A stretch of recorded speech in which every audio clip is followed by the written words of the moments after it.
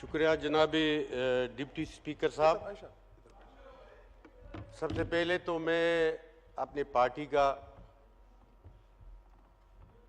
और अल्लाह ताला का और अपने डिस्ट्रिक्ट खैबर के आवाम का मशकूर व ममनून हूँ जिसने मुझे दूसरी बार मुंतखब किया। जनाब स्पीकर साहब, बात तकरीरों व तस्वीरों से नहीं बनती। जिस तरह रजीम चेंज से लेकर अब तक इस मुल्क के साथ होता रहा है, मुझे नहीं ख्याल कि किस दुनिया में किसी भी कोने में अपने इदारों ने अपने मुल्क के साथ किया हो। ये जुल्म व जबर का सिलसिला अब तक जारी है।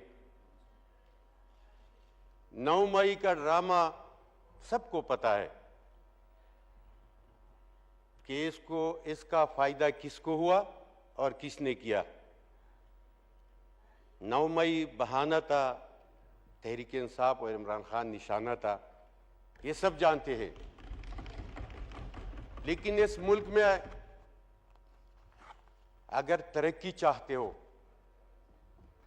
इस मुल्क में अगर पॉलिटिकल स्टेबिलिटी चाहते हो, इस मुल्क में अगर आईन व कानून की हुक्मरानी चाहते हो, तो इस शख्स को रिहा करना होगा।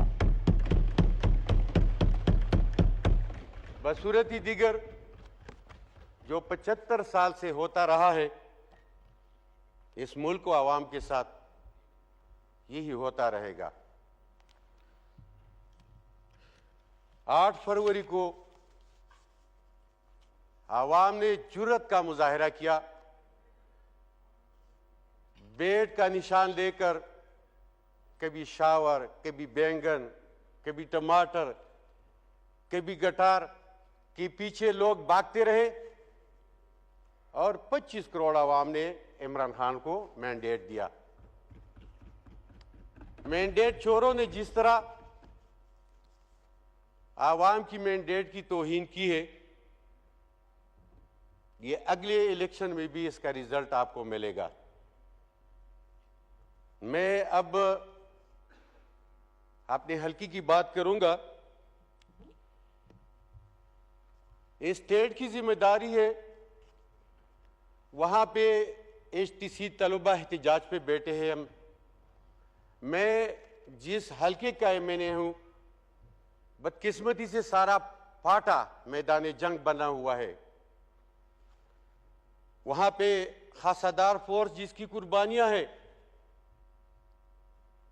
70 साल से वहां पे उन्होंने इस मुल्क के लिए अपना खून बहाया है, वो एहतजाज पे बैठे हैं।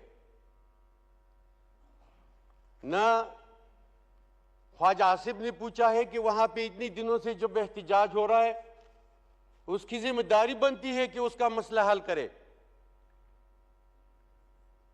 उनकी जायज मुतालिबात है। और स्पीकर साहब, आपसे भी हमारा गिल्ला है कि ना तो मैंने आपको रूलिंग देते हुए सुना है, न कोई पॉइंट नोट करते हुए सुना है।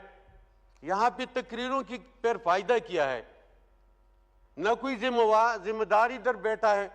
तो मैं गुजारिश करूंगा कि या तो ये इजलास को खत्म करके उन जिम्मेदारों को यहां पे बुलाए, ताकि अगर हम स्पीच करें कोई तो नोट करे, फिर वो जिम्मेदार जो बैठा है फिर वो एक्शन भी ले, ताकि आवाम को कोई फायदा मिले। जनाब डिप्टी स्पीकर साहब, मेरे हल्के में तुरखम बॉर्डर भी आता है और वहां पे जो मसले हैं वो बहुत संगीन है। वहां पे पहले जो ट्रांजिट का काम होता था वो बहुत तरीके से होता था। अब जो हो रहा है वहां पे डेली टैक्स करके बेनंबरी करता है, उससे भी बत्ते लेते हैं, पैसे लेते हैं। वहां पे स्कैन का मशीन एक ही है। वहां पे जो पहले असेसमेंट होता है, फिर स्कैनिंग होता है, फिर वहां जो फिजिकल एग्जामिनेशन होती है, फिर गेट पास मिलता है, उसके बाद भी उसको नहीं छोड़ा जाता तब तक जब तक उससे पैसे न ले हो। लिहाजा मैं गुजारिश करूंगा कि वो लोग जो बाहर से सामान लाते हैं या तो वो मौसम चेंज की वजह से वो जाया हो जाते हैं या वहां पे महीने महीने खड़ा होके वो जाया हो जाते हैं, वो रास्ते में 10-10 किलोमीटर ट्रैफिक जाम होती है। तो मैं गुजारिश करूंगा कि वो मसला गंभीर है, उसको हल करना बहुत जरूरी है। लिहाजा कंसर्न मिनिस्ट्री से या उसको आप रूलिंग दे के ये मसला हल करवाए ताकि वो आवाम सूखा सांस ले और वो ताजर बरादरी जिसका नुकसान होता है वो नुकसान से बच जाए। लिहाजा एक तो ये इशू है। दूसरा, हमारे तिरा में जो मकबूजा मस्जिद है 12-13 साल से उसमें सिक्योरिटी फोर्सेस बरजमान है और उस पर कब्जा किए हुए हैं। मस्जिद अल्लाह का घर होता है और वो वहां के जो जितने भी अवाम है वो गुज़श्ता कई महीनों से वहां पे एहतिजाज पे बैठे हैं और ये एहतिजाज का सिलसिला गुज़श्ता 4-5 साल से जारी है। मैं गुजारिश करूंगा कि वहां पे डिशे चलाना, वहां पे बूटों के साथ अंदर घुसना, वहां पे आम मामलाती जिंदगी के जो जरूरियात है वो करना, ये वो अल्लाह का घर है, हम पे अजाब नाजिल हो जाएगा। लिहाजा मैं अपील करूंगा कि फौरी तौर पे वो रूलिंग दे कि वो मस्जिद जो है ना वो आज़ाद कराए और वहां उन पे इजाज़त दे उन लोगों को। जनाब स्पीकर साहब, हम यहाँ तनख्वाह के लिए नहीं आते, यहाँ पे हम तनख्वाह के लिए नहीं आए। आवाम ने हमें इमरान खान को रिहा करने के लिए यहाँ पे भेजा है। संजीदगी से इस मसले का हल निकाले, यहाँ पे बैठे, वरना बसूरत ही दीगर जिस तरह सदर मुमलिकत के स्पीच के दौरान हुआ, इससे बदतर वाकया रोनुमा होगा और हम यहाँ पे इजलास करने नहीं देंगे।